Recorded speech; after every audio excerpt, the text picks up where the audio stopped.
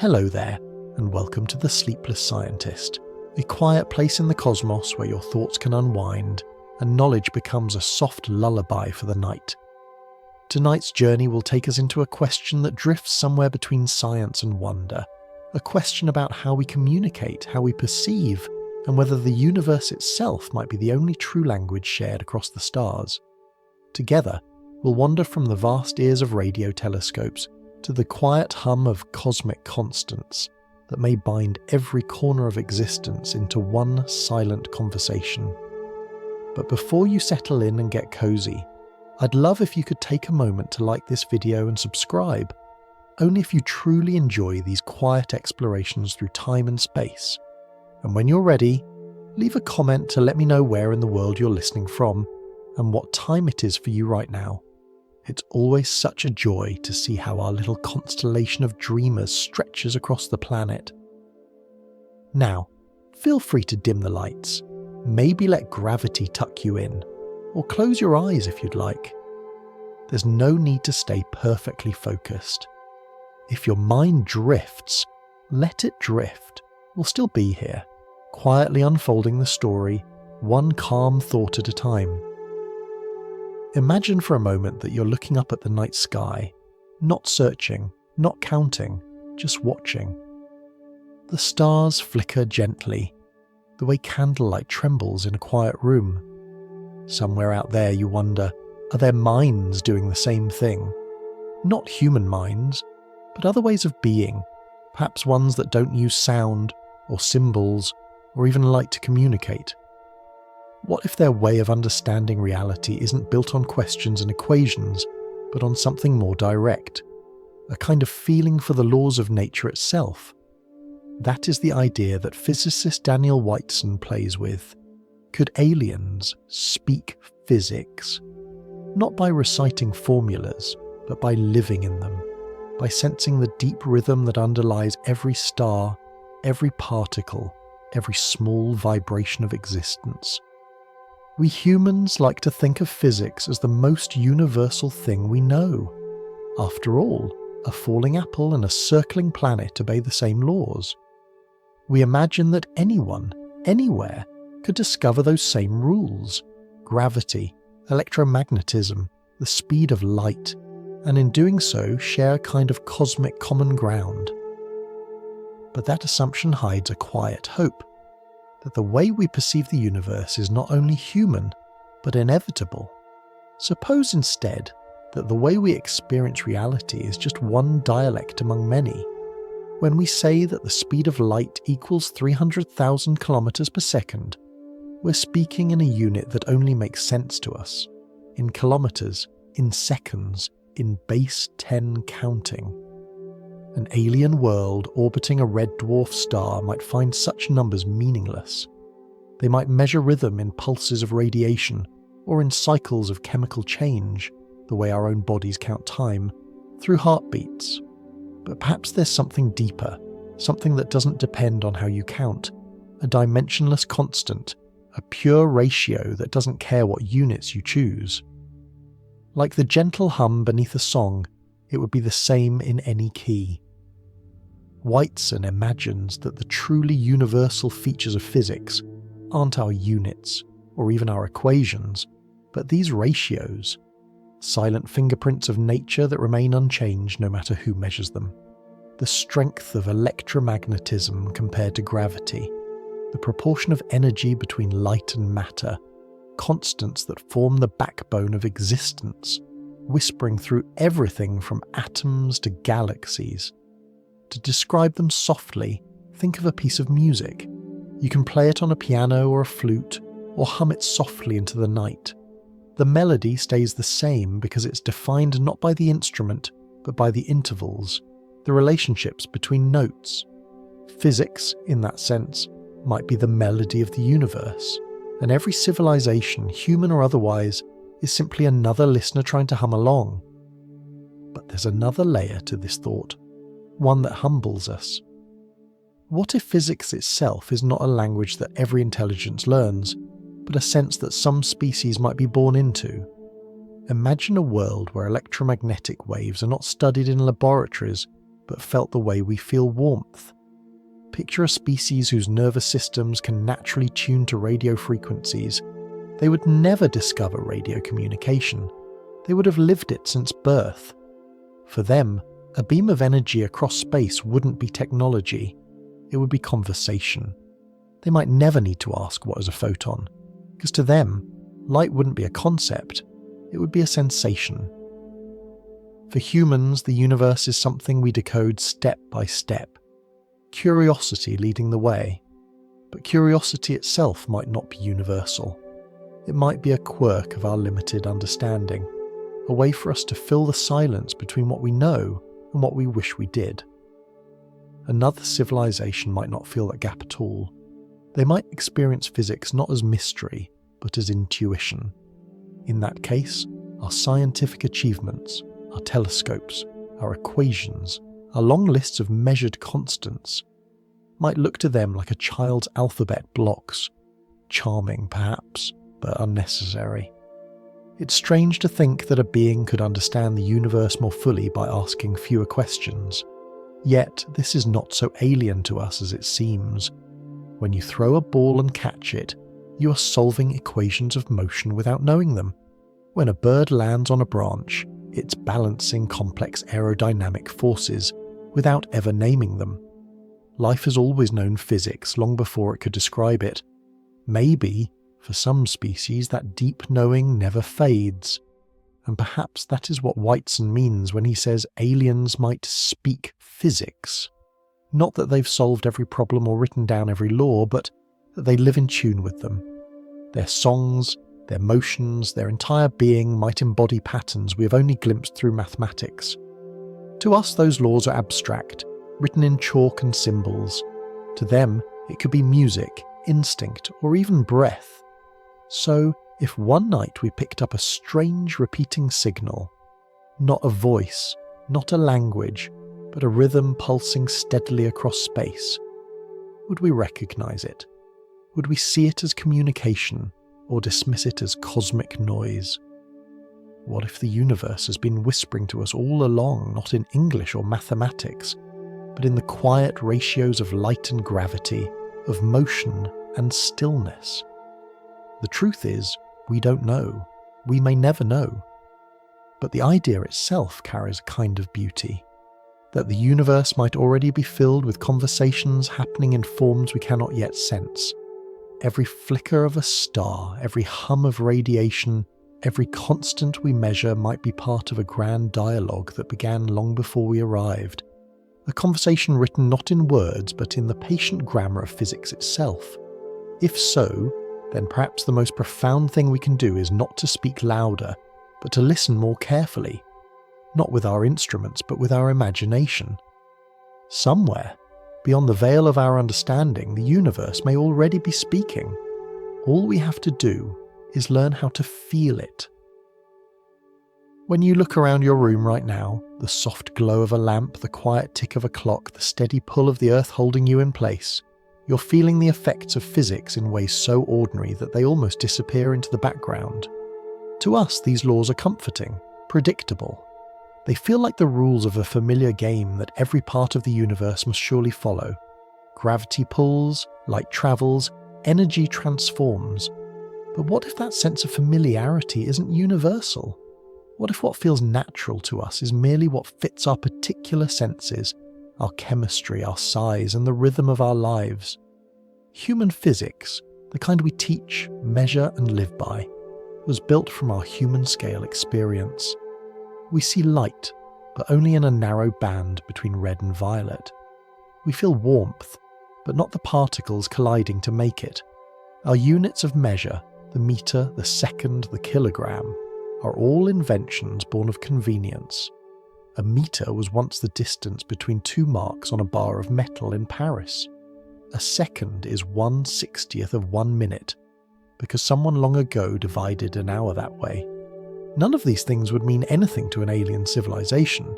If they counted time by the heartbeat of their star or measured distance by the pulse of their planet's magnetic field, our idea of a meter per second would sound like nonsense to them. And yet, we humans cling to the comforting belief that math and physics are the true, objective languages of the universe, that somewhere a mind light years away could look up at the same stars and in its own way discover what we did. Maybe they'd find Newton's laws or Einstein's equations, only written in a different alphabet. Maybe they'd know that the speed of light, about 300,000 kilometers per second, is the same constant everywhere. But constants, like words, have accents. The number itself depends on the way you choose to count. The only thing that truly doesn't change is the ratio, the relationship between things. To put it softly, physics may be less about the numbers themselves and more about the music between them. The strength of light compared to gravity, the balance between matter and energy. These are the intervals, the melodies that stay true no matter who plays them. You could write the same song for flute or drum or harp. It would still be recognizable because of the spaces between notes. Perhaps the universe works that way, a quiet harmony written in ratios that any being, anywhere, could sense if they listened closely enough. Daniel Whiteson often wonders whether that harmony would even seem meaningful to another species. What if their entire sense of reality is tuned differently? On Earth, our path through science was shaped not by inevitability but by accident. The first laws of motion came from watching apples fall and planets move, slow, visible, steady things.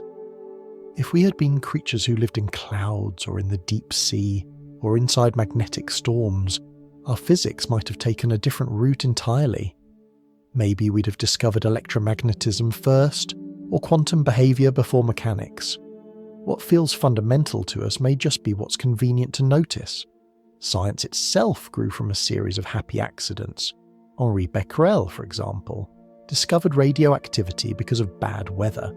He had planned to expose uranium salts to sunlight to see if they glowed. But when the skies over Paris turned grey, he put his photographic plates in a drawer instead. Days later, when he developed them, they were already fogged with invisible radiation.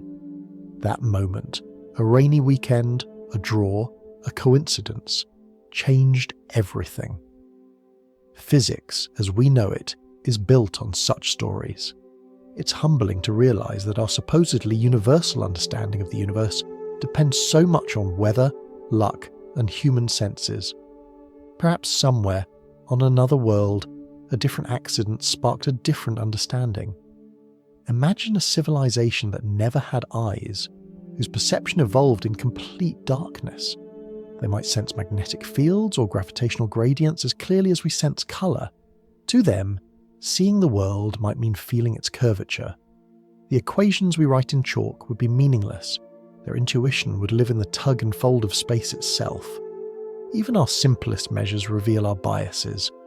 When we say that energy equals mass multiplied by the square of the speed of light, that famous relation from Einstein, we're expressing a truth in a language that fits our minds. But an alien might not need the equation. They might experience directly how matter flows into energy and back again, like the tides of their ocean. For them, it wouldn't be math, it would be rhythm. That's the strange paradox of human understanding. We believe our way of describing reality is objective, but every description carries a human flavour, a trace of the senses and limitations that shaped it. Even our metaphors reflect the way we live. Light, waves, force, balance. These are words chosen by a species that walks upright in gravity, that sees by starlight, that builds machines with hands. Our physics was never purely abstract. It was sculpted by touch and sight and curiosity. If aliens exist, and the odds say they almost certainly do, their physics might not just use different symbols. It might feel different. They might not even separate physics from experience. For us, knowledge is something to reach for, something outside ourselves. For them, it could be something that flows through them, unspoken and obvious. You can sense this idea in the quiet moments of your own life. Think of a time when you caught something in mid-air without thinking, or when you leaned just the right way to balance on a bike. You didn't calculate angles or forces, your body already knew. Now stretch that feeling across an entire civilization. A species whose bodies, senses, and environment all teach them physics naturally, without curiosity, without need for symbols. They wouldn't study the laws of the universe, they would be those laws. So when we look for evidence of intelligence elsewhere, we might be assuming too much about what intelligence even looks like. Our telescopes search for signals, for geometry, for intentional patterns. But if another species doesn't separate knowing from being, they might never send a message at all. To them, the idea of communicating knowledge could be as strange as explaining how to breathe. In that sense, shared physics might exist, but it wouldn't mean shared understanding. We might recognize the same constants, the same ratios, the same harmony of nature, and still have no way to relate to how another consciousness feels them. Their physics could be intuitive, embodied, emotional. Ours is external, written, logical. Both might be true, but from very different vantage points on the same cosmic landscape. Maybe that's the real beauty of science, that it is both personal and universal. The universe doesn't change depending on who looks at it, but the path toward understanding does. Every species, every mind, every sense finds its own doorway into the same mystery. And somewhere in that endless diversity, perhaps we'll find not a translation but a resonance, a shared feeling that we are, all of us, made of the same quiet music. Picture a night sky so quiet that even the hum of the stars feels like thought. Imagine a world where communication doesn't happen through speech or writing or numbers, but through the soft shimmering of energy itself, where ideas pass not as sentences but as vibrations in the air, ripples of magnetism, or changes in light. It's a strange picture, but one that Daniel Whiteson often wonders about. What if some civilizations out there never needed science the way we do? What if they never had to invent equations or ask questions, because understanding was already built into the way they existed? For us, curiosity is a kind of hunger. We build our world on questions. Why does the apple fall? What makes the stars burn? What lies beyond the edge of sight? Our machines are answers written in metal and light. But for another species, curiosity might be unnecessary. Their senses could already do what our technology struggles to achieve. Think of it this way. On Earth, certain fish can sense electric fields. Birds can read magnetic lines as if the planet itself whispered directions to them. Bats build entire maps of their surroundings using echoes. To them, what we call invisible forces are daily companions. Now stretch that idea across light years. Imagine a species whose nervous systems are naturally tuned to electromagnetic waves, who feel radio pulses the way we feel warmth, or the pull of gravity the way we feel balance. To such beings, a radio telescope wouldn't be an invention. It would be an extension of themselves. Communicating through electromagnetic waves might be as ordinary to them as conversation. They might never discover radio physics, because to them there was never anything to discover. It would be like inventing breathing. That thought is quietly unsettling for us, not because it challenges science, but because it challenges curiosity. Humans define intelligence through questions. To ask why is for us to be alive. But for these imagined beings, intelligence might mean the opposite. Not the restless need to know, but a deep, effortless participation in what already is. It's humbling to realize that curiosity might be a symptom of limitation, not superiority. We ask because we do not know. We invent because our bodies cannot sense enough. Our minds are like candles in the dark, trying to stretch light into corners it cannot reach. But a creature that could sense those corners naturally, to whom gravity, magnetism, or radiation were tangible emotions, would have no need for candles. In a way, it's similar to how our own bodies sometimes outpace our understanding. When you walk, you solve equations of motion without knowing it. When you turn your head to catch a falling cup, you calculate trajectory, timing, and speed. If someone asked you to write down the math, you'd stumble, but your body already knows. Our muscles, nerves, and instincts speak a quiet physics, one too deep for words. Now imagine that same embodied knowing scaled up to an entire civilization. Their architecture, their art, their technology, if you could call it that, might not look like machinery at all.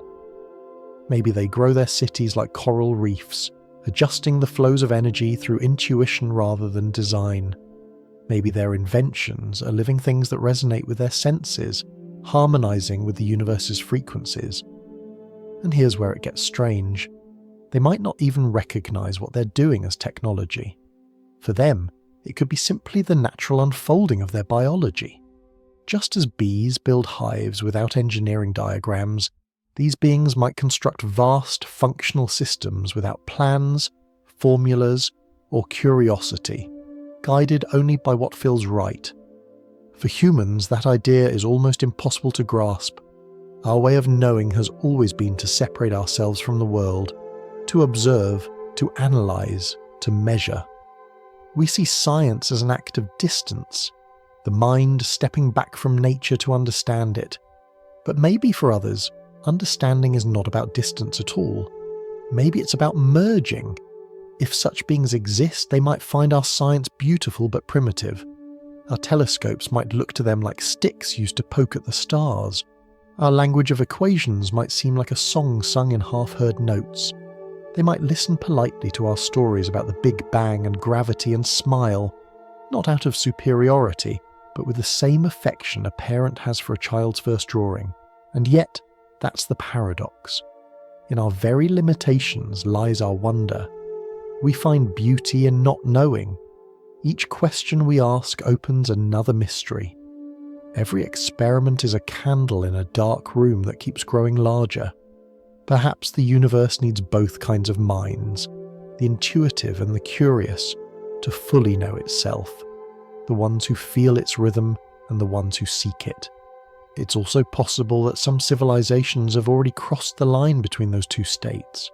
They began like us, curious, questioning, building. Then, over millennia, their technology became indistinguishable from intuition. Machines learned to listen, minds learned to merge, and at some point asking questions became irrelevant. Understanding became instinct. Their entire civilization might hum with the universe's pulse as naturally as your heartbeat hums in your chest. If we were to encounter such beings, could we even recognize them as intelligent? If a nebula shimmered in deliberate patterns, or a magnetic storm pulsed in perfect symmetry, would we know we were being spoken to? Or would we, like ancient humans hearing thunder, simply call it weather? The search for extraterrestrial intelligence may not just be about finding signals, it may be about learning to see differently, to sense patterns that exist outside our biology. Maybe the first step isn't to send messages, but to quiet our minds enough to perceive the ones already surrounding us. For in the end, communication is not only about symbols, but about resonance, the moment when two patterns align and recognize each other. We call it understanding, but in another world it might simply be called harmony. Perhaps one day we'll stop thinking of physics as something we study and begin to feel it again, the way water feels the shape of its riverbed, or how starlight settles on the curve of a planet. Perhaps we'll rediscover what it means to be intelligent, not just to think intelligently. And when that happens, maybe we won't have to ask whether aliens speak physics at all. We'll simply listen and realize they've been speaking all along through the very fabric of existence itself. Close your eyes for a moment and imagine what it might be like to smell light. Not to see it, not to watch colours or brightness, but to sense photons as if they were fragrances, each wavelength carrying a distinct texture, each flicker leaving a faint taste in the mind. To us, that sounds impossible. But to another kind of being, perhaps evolved under very different skies, it might be as natural as breathing. Daniel Whiteson once joked that maybe there are creatures somewhere in the universe that can smell a photon. It's a light-hearted way to express something profound, that every species perceives only a narrow slice of reality, and that slice shapes everything it believes to be true. Humans build our physics from what we can see, feel, and measure. From light bouncing off surfaces, from forces strong enough for our bodies to notice, from sounds and colours that fit within the tiny window our senses allow. But what lies outside that window remains almost unimaginable. Think about how limited our senses really are. We see only a small band of electromagnetic radiation, the thin rainbow between red and violet. A little beyond that, light continues into invisible infrared and ultraviolet, then stretches further into microwaves, X-rays and radio waves that surround us every moment, but remain unseen. Our ears capture only a narrow range of frequencies. Our sense of touch can feel only certain temperatures and pressures, and our eyes are blind to most of the universe's glow. When you realise this, it becomes clear that our picture of reality is not the universe itself, but a translation, one painted in the pigments that evolution happened to give us. Technology helps us widen the frame. Infrared cameras, radio telescopes, particle detectors. These are prosthetic senses, mechanical extensions of the human body. But even when we see something new, we translate it back into our language. Infrared becomes a false colour. Radio waves become an image. We never truly experience these things as they are. We interpret them through our narrow filter. Now imagine a civilization whose biology evolved differently. Suppose they live in an ocean of gas or plasma, where electric fields fluctuate constantly. Over time, their nervous systems might adapt to those patterns. They could sense electromagnetic waves the way we sense sound, or detect changes in space-time the way we notice a change in temperature. Perhaps their version of sight isn't made of eyes at all, but of skin that feels the dance of particles, or minds that tune directly into the fabric of energy around them. For them, what we call quantum behaviour, particles flickering between possibilities, photons behaving both as waves and as particles, might not be mysterious at all. It could be the texture of their everyday perception. They wouldn't need equations to describe it, because their senses already resolve what our instruments can only guess at. A photon's dual nature would not be a riddle. It would simply be. Humans, by contrast, are constantly trying to describe what we cannot intuitively grasp. We call light both a particle and a wave because we have no better metaphor. Our intuition, trained by a world of solid things and flowing fluids, struggles to imagine something that is neither. So we invent language to bridge the gap, hoping the words can capture what our senses cannot.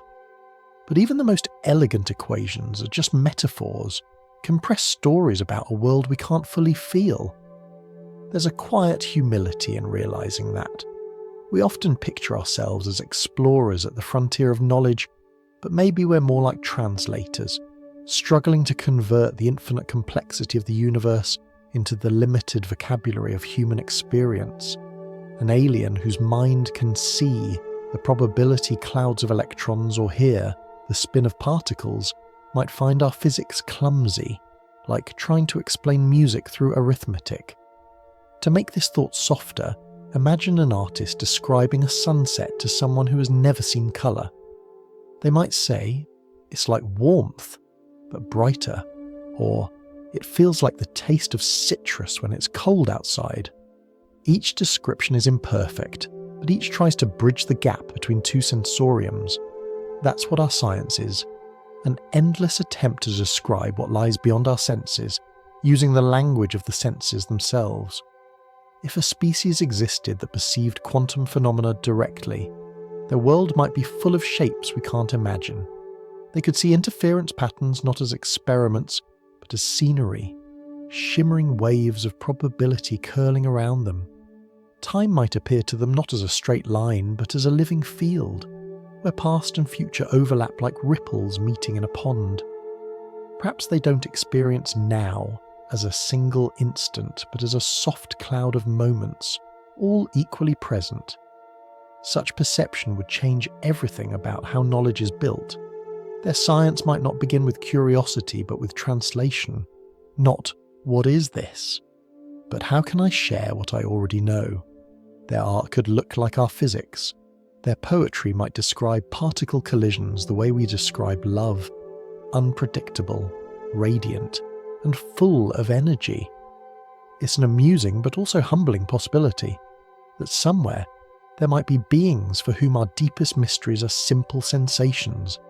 To them, the quantum world would be as obvious as colour is to us. Meanwhile, they might find our everyday world, our classical physics, strangely alien, full of sharp edges and predictable paths. And yet, even in our limited human way, we sometimes glimpse that higher intuition. Think of the moment when you sense someone's presence before seeing them, or when you feel a storm approaching though the air is still. These aren't supernatural abilities, they're subtle responses to cues your conscious mind can't yet name. Now imagine those instincts refined over millions of years, amplified until they reach into the subatomic or the cosmic. Perhaps what we call consciousness is itself a sensory bridge, a way for the universe to know itself through different windows. Our version is one window, small but luminous. Theirs might be another, wider and stranger. Each reveals part of the same whole. In that sense, alien perception isn't a threat to our understanding. It's a reminder that there are countless ways to participate in reality. Just as sound, colour and texture are all expressions of vibration, perhaps consciousness, intuition and curiosity are all expressions of the same cosmic rhythm. If we ever meet such beings, we might not share words or numbers or even time, but perhaps in some quiet way, our minds would still recognise theirs, the way one melody recognises another, even when played in a different key. Maybe that's the truest kind of communication the universe allows, not translation, but resonance. And maybe, just maybe, that resonance is already happening. Every time we look at the night sky and feel something stir inside us, a faint echo of the greater consciousness that hums behind it all. If you could stretch time like silk between your fingers, slowing it until every second felt like a century, what would thought itself become? Would your mind still feel like yours? Or would consciousness start to dissolve into something vast and unhurried, like the slow blooming of a galaxy? Now imagine that across the stars there are minds that already live that way. Civilizations for whom one heartbeat might last an hour, and a single reflection could unfold over the course of a millennium. Human life is tied to a rhythm. The steady tick of a clock, the beating of a heart, the cycle of day and night. Our very biology defines the speed at which we think. Neurons fire in milliseconds, and so our sense of now is built in flashes. That's why our science, our machines, even our curiosity all share that same quick pulse. But the universe runs on many tempos. Some things move at the crawl of glaciers, others at the speed of light. Time, as Einstein softly put it, is not a fixed drumbeat. It bends and stretches, depending on where and how you move, and maybe depending on what you are. Imagine a species living near the edge of a black hole, where gravity is so intense that time itself flows slower compared to the rest of the universe. To them, a single orbit around their star might feel like an entire age, while to us it's just a year. Their thoughts, their language, their sense of cause and effect would all be moulded by that rhythm. Communication between us would be almost impossible. A single word from them might take days to arrive, while we would seem to them like creatures made of lightning, burning through sentences faster than they could process a syllable. And there could be the opposite, civilizations of astonishing speed, living perhaps in thin atmospheres or digital forms, their thoughts flickering millions of times per second. For them, our world would seem frozen. A sunrise would feel like an eternity. A human conversation would unfold too slowly to bear meaning. Even if they wanted to talk to us, how could they? To them, we would be the slow-motion ghosts of a world long gone. Time shapes not just biology, but culture, perception, and even morality.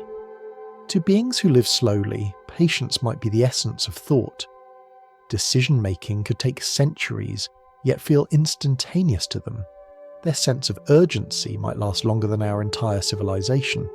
Their art could span epochs. Their architecture could evolve like coral reefs, and their memories could stretch back across cosmic eras. They would understand the universe through endurance, not change. Meanwhile, fast civilizations would evolve toward efficiency. Their science could progress through thousands of iterations while our species still argues over breakfast.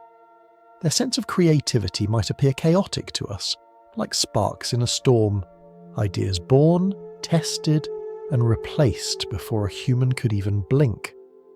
What we call curiosity might seem to them like slowness, and what they call comprehension might to us feel like instinct.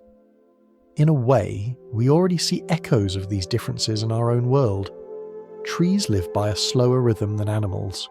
They measure time in seasons and centuries, while we count in hours. Coral reefs, glaciers, even mountain ranges, all of them think in their own geological way through form and persistence.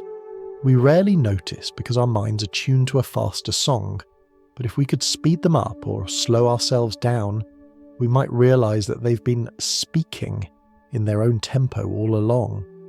So what happens when different clocks meet? If a civilization with fast time and one with slow time try to communicate, both might mistake the other for silence. We listen for messages in radio bursts, assuming they'll come in our scale. Seconds, minutes, hours. But what if the message spans millennia? What if the pattern we're waiting for is written across the movement of galaxies, the flicker of stars, or the cooling of worlds? We might already be surrounded by signals so slow that we mistake them for nature itself. Even within physics, time resists being tamed. Einstein's theory tells us that gravity and speed both stretch time. Near massive objects, clocks slow down. Moving quickly, they slow again. None of this feels intuitive because our senses can't detect it. But it's real, tested again and again. The reason GPS satellites have to account for it just to keep your phone's map in sync. Still, even that simple correction hints at something larger. Time is not one rhythm, but a woven tapestry, each thread dancing to its own pace. Now imagine life woven into that tapestry. On one planet, creatures might experience their existence as brief flashes of energy, living, learning, and dying in moments. On another, consciousness could stretch across geological epochs, patient and vast. For the slow civilizations, evolution itself might happen within a single lifetime. For the fast, even their memories could feel ancient before the next sunrise. What would that mean for understanding the universe? A slow species might excel at recognizing patterns that unfold over billions of years, the drift of galaxies, the fading of cosmic radiation, the slow breathing of stars. They might know things we can never see because our lifespans are too brief to notice. For them, the universe wouldn't seem chaotic, but calm, steady, and eternal. In contrast, fast civilizations might uncover truths about the quantum realm, fleeting, delicate phenomena that change in trillionths of a second. Where we see randomness, they might see structure, and between those two extremes lie creatures like us, medium-speed observers, halfway between the flash and the mountain.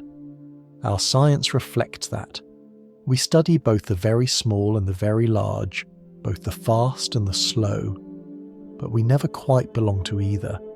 Our curiosity, our imagination, our longing to understand may come precisely from that in-between state.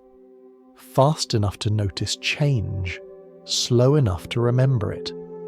It's beautiful to think that across the cosmos, every form of life might hear the universe's music in a different tempo. One species dances to the rapid beat of light, another sways to the slow drift of gravity. And yet, it's all the same song.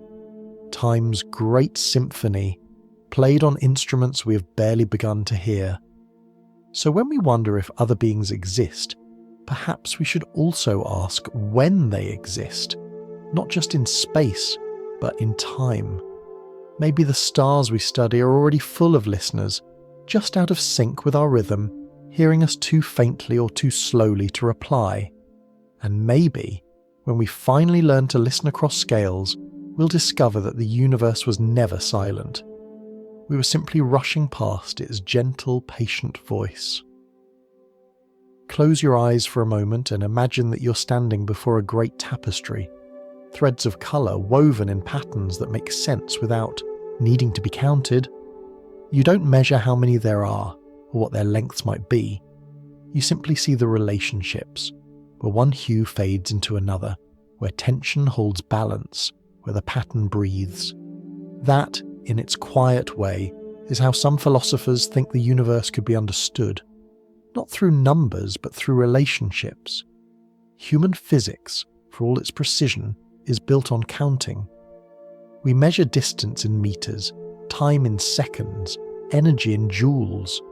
We fill pages with numbers and symbols, compact stories that describe how matter and motion unfold. But deep beneath those symbols lie relationships, patterns that would remain true even if we changed the units, or the language, or even the minds that perceive them. The philosopher Hartree Field once imagined a world where physics could be written entirely without numbers. His idea, softly translated, was that we might describe nature only in terms of how things relate, not how much of something there is. Instead of saying, "This object is 2 meters long," we could say, "It is longer than this one, shorter than that one, and exactly equal in length to another." Instead of speaking in magnitudes, we would speak in harmonies. The way music expresses proportion without ever measuring it. It's an odd thought, because mathematics feels like the purest way to describe the universe. But what if that's just our human comfort zone? The way our brains, trained by trade and survival, have learned to make sense of the world through counting. To another species, math might feel unnecessary, or even clumsy. Their sense of space might be relational rather than quantitative. They might not think, the distance between these stars is 3 light years, but rather, the rhythm of light between these stars beats 3 times faster than the rhythm between those. When you step back, the laws of physics are already relational at heart. Take Newton's law of gravity softened for sleep. Every object pulls on every other, with a strength that depends on how close they are and how heavy they are. But the pull itself is a relationship. Not a number written in the stars, but a connection between things. Einstein's view of space-time deepens that connection. Mass tells space how to curve, and space tells mass how to move. Neither exists alone, they dance. The math we write is only the sheet music of that dance. A number-free science would try to keep only the dance, discarding the notation. Imagine describing gravity not as a formula, but as a choreography. Every motion tied to every other, a harmony of influence. The advantage of such a view is that it would work for any being, in any sensory world. Whether they measure with sound, touch, or thought, they could still recognize the relationships. Maybe that's how some alien minds already understand reality. Instead of equations, they might see geometry as living patterns, surfaces folding, waves, converging, symmetry arising and dissolving. They wouldn't calculate the laws of physics, they would feel them as shifting balances. For them, the difference between energy and mass, what we express as E equals m times the square of the speed of light, might not be a formula at all, but a sensation of equivalence. Energy flowing into matter would feel like a rhythm slowing down, as if a fast song suddenly turned to a deep hum. For such beings, science might look like art. The shape of an orbit, the dance of particles, the rise and fall of waves, all could be experienced as aesthetics, as harmony. Their laboratories might resemble gardens or temples, places where patterns are tended rather than tested. Instead of calculating, they would tune themselves to the universe's resonances, learning by imitation rather than analysis. And what would our science look like to them? Perhaps awkward but beautiful in its own way. Our equations would appear to them as the scaffolding of understanding, clumsy, rigid but earnest. They might admire the way we turn the world's vastness into small, manageable symbols. They might even see our mathematical constants, like the number pi or the ratio between light's speed and gravity's pull, as works of art, each one a glimpse of truth framed by human limitation. Numbers are useful because they allow precision, but precision is not the same as comprehension. You can describe the temperature of a summer afternoon as 27 degrees Celsius, but that doesn't tell you what it feels like. The warmth on your skin, the smell of the air, the drowsy hum of bees. Perhaps number-free science is about recovering that feeling, understanding the universe not only as measurement, but as experience. We can already see early echoes of that in modern physics. When scientists talk about symmetry, they're describing relationships rather than quantities. The idea of symmetry, that the laws of physics stay the same no matter where you stand or how you turn or when you measure, is a relational truth. You don't need numbers to feel it. You only need to notice that the universe treats every place, every moment with quiet fairness. Even quantum physics, for all its strange mathematics, is full of relational mysteries, entanglement. When two particles remain linked across vast distances, isn't about distance at all. It's about connection. Measuring one changes the other, as if the universe itself insists that separateness is only an illusion. In that way, quantum mechanics might already be the closest thing we have to number-free physics, not an arithmetic of things, but a web of relationships that defy isolation. If aliens have mastered this perspective, their communication might reflect it. They could send us signals not as data streams but as patterns of relationships, pulses that change in proportion, not in value. We might receive a sequence of lights, whose timing seems random until we realize that each interval is tied to the last through a simple rhythm. To them, that rhythm might say everything. We are here, we feel the same pattern. Hartree-Field's vision of science without numbers might have seemed like a philosophical exercise for humans, but for other intelligences it could be the norm. They might never ask, how much, or how fast. Instead, they might ask, how does this connect to that? And perhaps that is a question worth carrying with us, even into our own sleep. As you listen to the faint hum of your room, the ticking clock, the breathing air, the pulse of your own body, you're surrounded by relationships that exist without numbers. The warmth of the blanket against your skin, the quiet pull of the earth beneath you, the rhythm of your breath. All are forms of physics, numberless yet true. Maybe understanding the universe doesn't require more counting. Maybe it just asks us to listen for the patterns already whispering around us, to feel, for a moment, the harmony that holds everything together. Every second, trillions of ghostly particles are passing through you. They come from the heart of the sun, from collapsing stars, from the earliest moments after the Big Bang.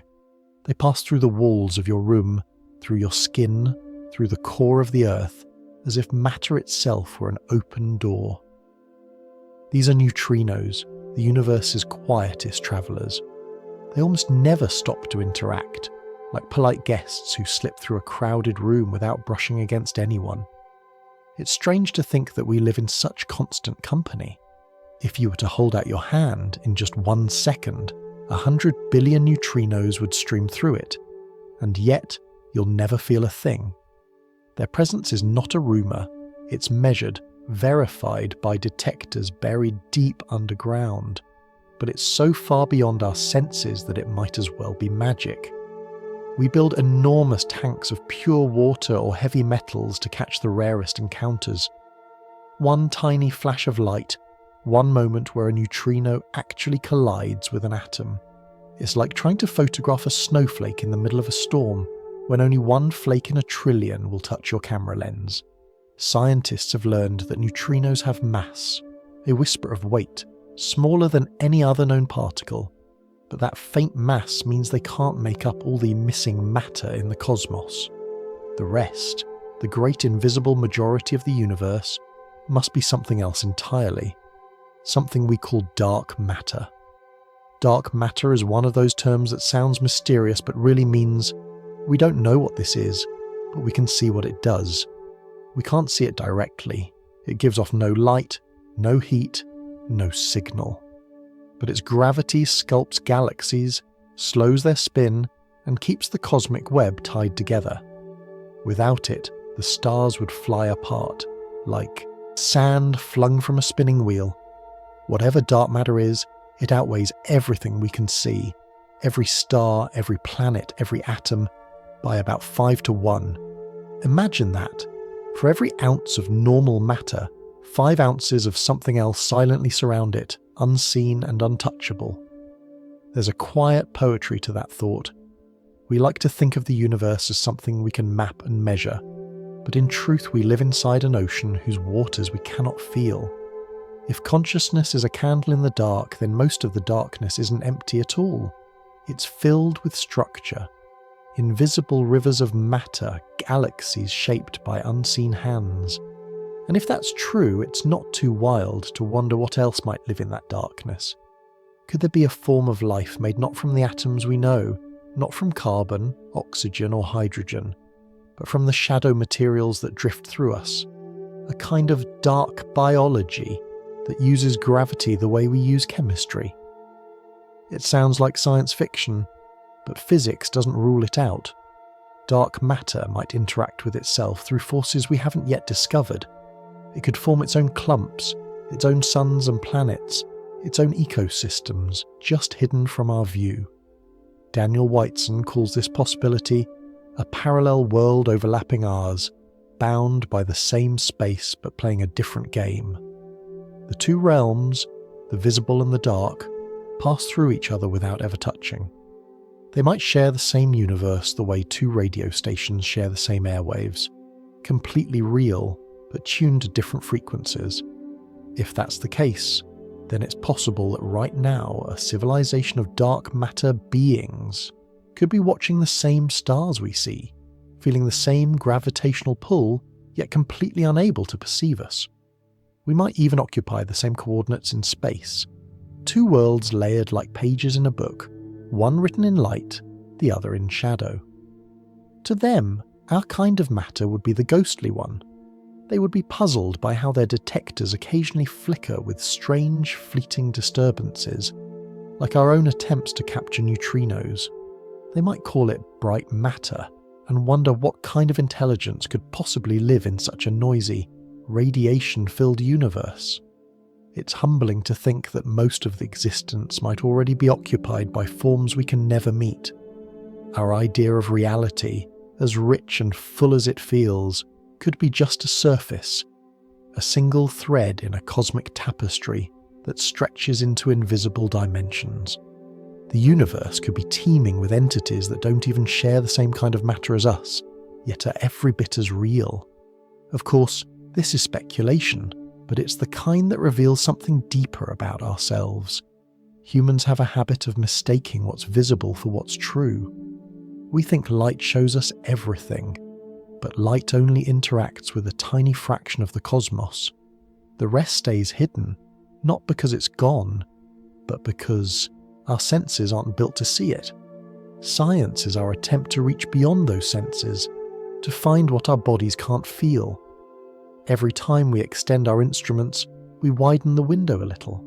When we discovered infrared, ultraviolet, radio and X-rays, we realized the universe had always been singing on frequencies we simply couldn't hear.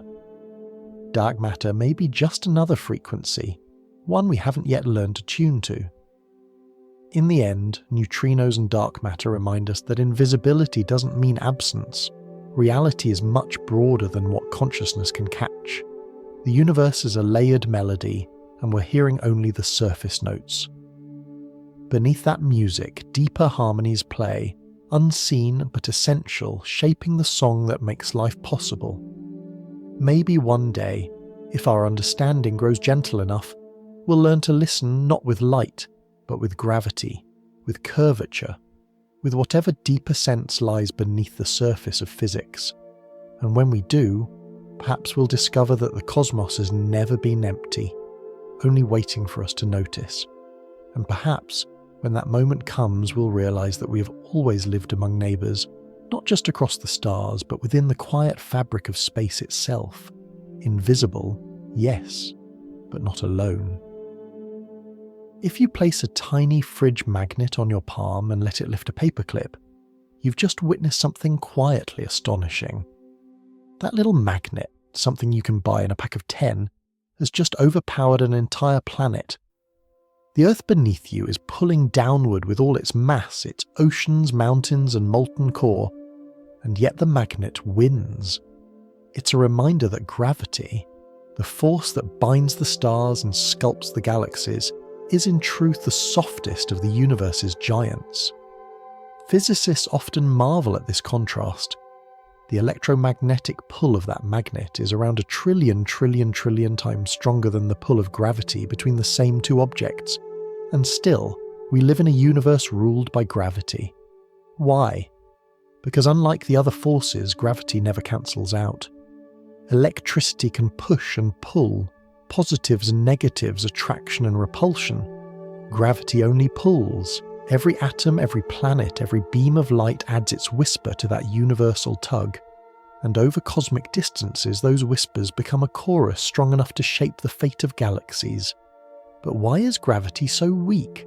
Why does it take an entire planet to make us notice what a tiny magnet can ignore? For decades, scientists have wondered whether gravity is truly weak, or whether it only seems that way because it's spread across more dimensions than we can see. It's a gentle but powerful idea. Imagine sound filling a concert hall. Near the stage it's loud, but as it travels outward the same energy thins, spreading into every corner. If the universe has hidden dimensions, directions beyond length, width, height, and time, then gravity might be leaking into those spaces. It's still mighty, but its strength is diluted, echoing through realms that our senses and instruments can't yet detect. We can't see those extra dimensions directly, but we can feel hints of their presence in the equations that describe the cosmos. Einstein showed that gravity isn't really a force in the traditional sense. It's the bending of space and time around mass.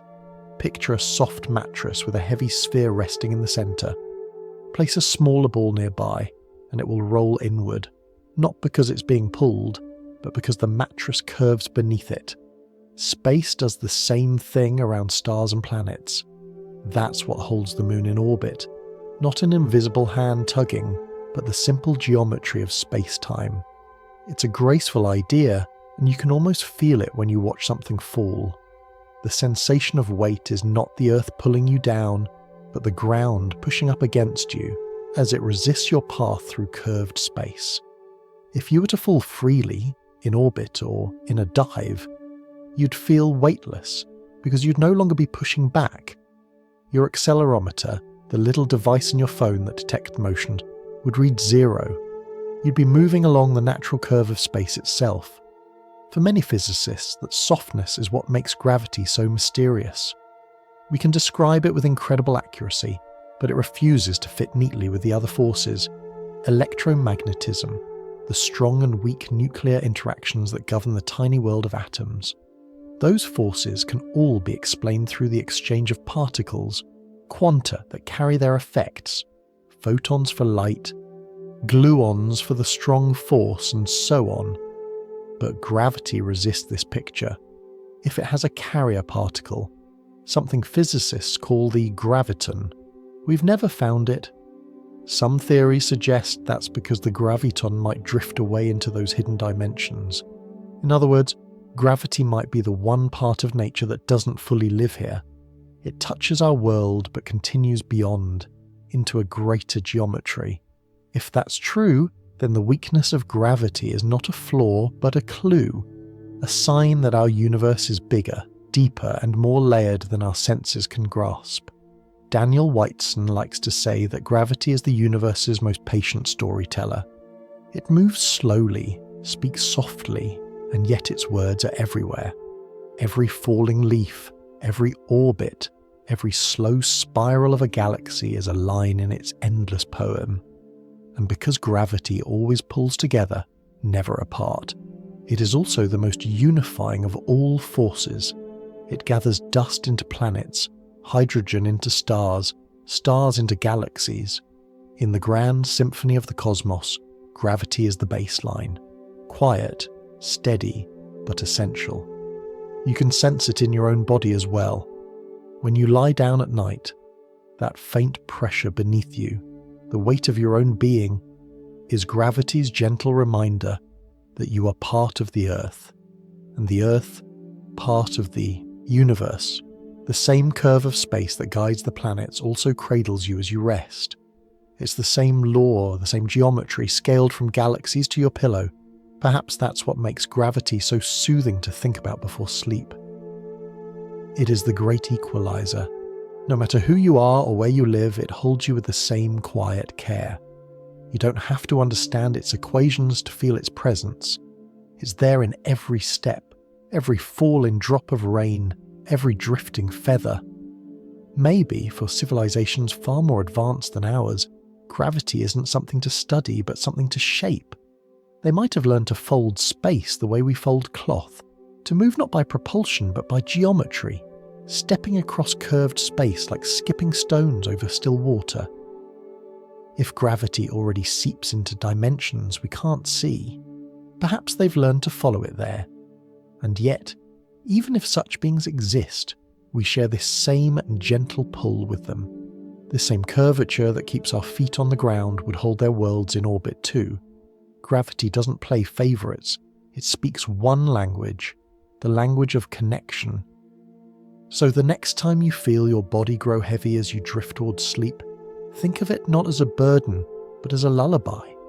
The Earth holding you in its arms, humming the oldest song there is, the song that binds atoms, stars and dreams alike, the softest giant, carrying us all. There's a small magic hidden in the world of physics, a quiet, improbable thing that seems to break all common sense. It's called entanglement.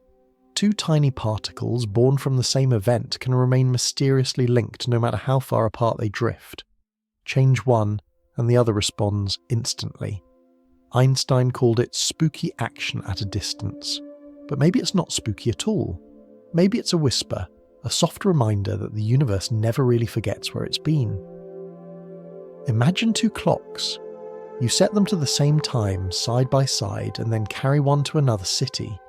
Even miles apart, if they're perfect, they'll keep chiming together for a while, tick by tick, rhythm by rhythm. But quantum clocks are different. They're not just synchronized, they're bound by memory. They don't just share a start time, they share a kind of identity. They behave as though they're still one thing, stretched across space. No signal seems to pass between them. No message travels from one to the other. They simply act in harmony, as if the distance between them were an illusion. This is the strange poetry of entanglement, that two places can be the same place, two moments the same moment if you look closely enough. To us, that defies intuition. Our sense of the world is built on separation. Here and there, cause and effect, one after another. But to the universe, perhaps these distinctions are softer than we think. Entanglement might be the fabric's way of saying that everything once connected stays connected, even if time and space try to stretch it apart. Now imagine, just for a moment, a civilization whose biology, or technology, or consciousness evolved within that reality, for whom entanglement isn't a laboratory curiosity, but an everyday sensation. Maybe their nervous systems operate through quantum coherence, their minds functioning not through electric pulses as ours do, but through patterns of entangled states spread across vast distances. To them, connection wouldn't require speech or sound or even light. It would be immediate, felt as presence, as shared awareness. Such beings wouldn't send signals, they would sync. Communication, for them, might not involve transmission at all. Instead, it could be resonance. 2 points vibrating to the same pattern, like tuning forks ringing in sympathy across the room. The message wouldn't need to travel, because both sides would already inhabit the same state of understanding. Their language could be made of alignment, not information. For us, this seems impossible. Nothing we're told can move faster than light. But entanglement doesn't really move. It simply is. It doesn't send signals. It correlates them. From our perspective, it looks miraculous. But perhaps to a mind tuned to the universe's subtler rhythms, it's just the way nature breathes. Scientists on Earth can already demonstrate this connection in small ways. Two particles are prepared together, then separated by kilometers. When one is measured, say its spin or its polarization, the other immediately reveals a matching result. It's not communication in the usual sense. No usable message passes faster than light. But it hints that information, at some deep level, may not live in space or time at all. It may live between them. That thought is as strange as it is comforting. If everything in the universe was once part of the same point, as the Big Bang suggests, then perhaps, in a sense, we're all still entangled. Every atom in your body shares an ancient connection with the stars, with the dust of old worlds, with the people beside you. The universe remembers its unity, even as it dreams itself into countless forms. If alien civilizations have learned to understand that unity, they might not communicate through energy, but through coherence. They could use the structure of space-time itself as a medium of connection, not by forcing their message through it, but by shaping the state of being that underlies it.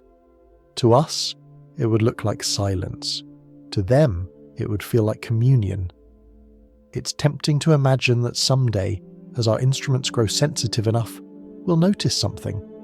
Faint correlations in quantum experiments that seem too orderly, too intentional.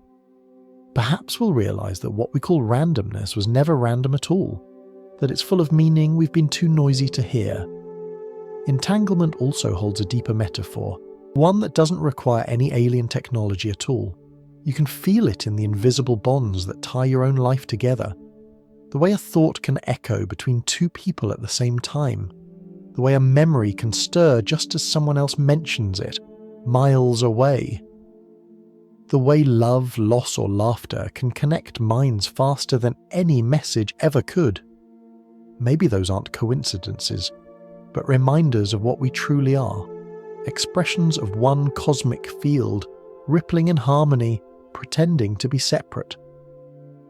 That's the lesson entanglement whispers, that separateness is an illusion drawn by scale and distance. Underneath, the universe is continuous. One ocean, one rhythm, one consciousness that we each experience as our own.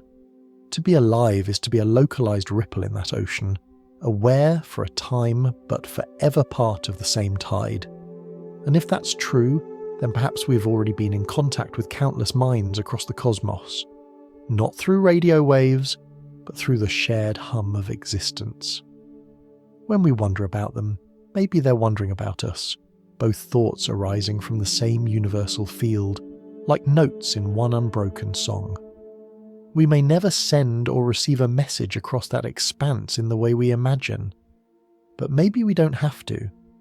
Maybe the signal has always been here, not in light or sound, but in the quiet recognition that we and the cosmos are not two things, but one vast conversation unfolding through time. If you listen closely enough, you can almost hear it. Not a voice, but a presence, soft as a breath, steady as your heartbeat. It's the sound of connection, older than light, still speaking in the silence between everything that ever was. If we ever do hear from another world, the first sound we receive might not be a voice at all. It might be a pattern, dots and dashes of light, pulses of radio, or even something stranger, a message written in mathematics and rhythm. The question is, would we recognize it, or would it slip past us, like an untranslatable dream humming in a language we were never meant to understand? In 1974, at a radio telescope in Puerto Rico, scientists sent out a greeting into the dark. It was called the Arecibo message, a burst of binary code, 1,679 bits long. That number was chosen because it can be arranged only one way, into a neat little grid of 23 rows and 73 columns. When displayed in that pattern, the message forms a picture: a human figure, a strand of DNA, our solar system, a simple depiction of the telescope that sent it. It was humanity's postcard to the universe, a declaration that we exist and that we can count. And yet, even among humans, it was surprisingly difficult to interpret. Without knowing the key, without guessing that the numbers should form a rectangle, the code is meaningless. You could stare at those ones and zeros forever and see only static. It's humbling to realise how easily meaning evaporates when context disappears. If aliens ever receive our message, they'd have to know how to look. They'd have to understand not just logic, but our assumptions, that we think in pictures, that we use base 10 counting, that we even think of messages as things to be decoded.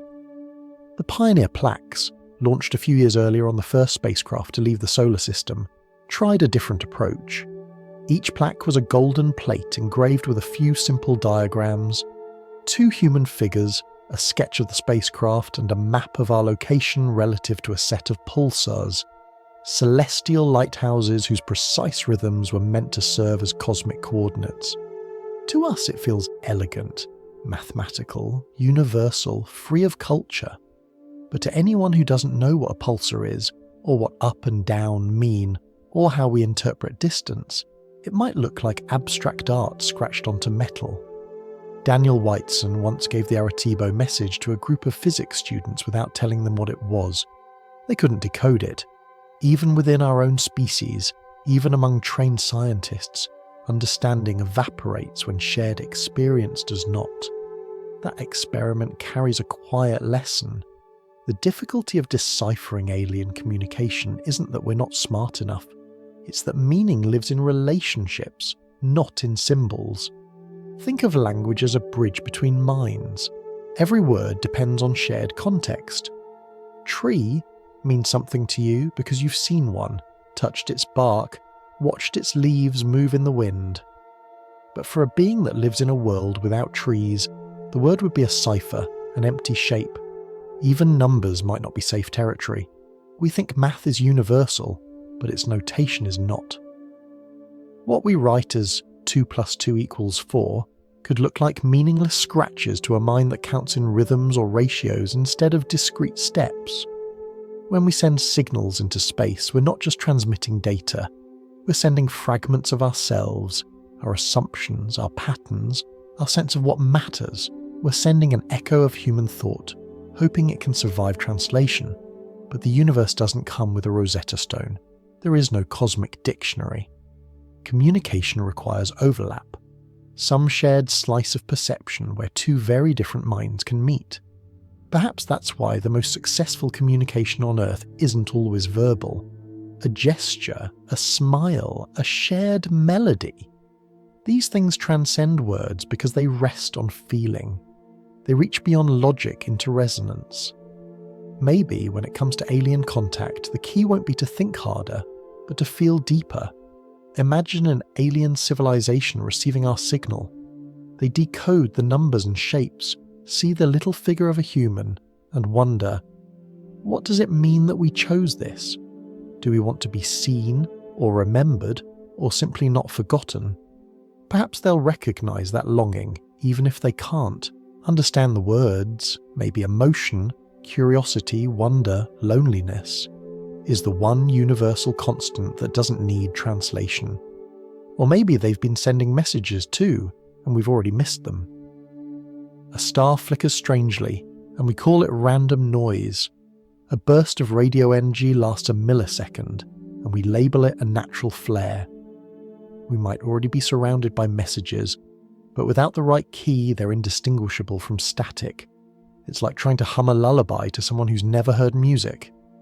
You could explain rhythm and melody in words, but until they've felt the emotion of sound, it remains abstract.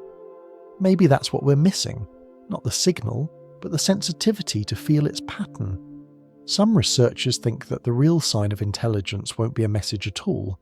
but a pattern too precise to be chance, a small defiance of randomness, a star that dims in prime number intervals, a pulse that echoes the ratio of mathematical constants, those timeless relationships that don't depend on language.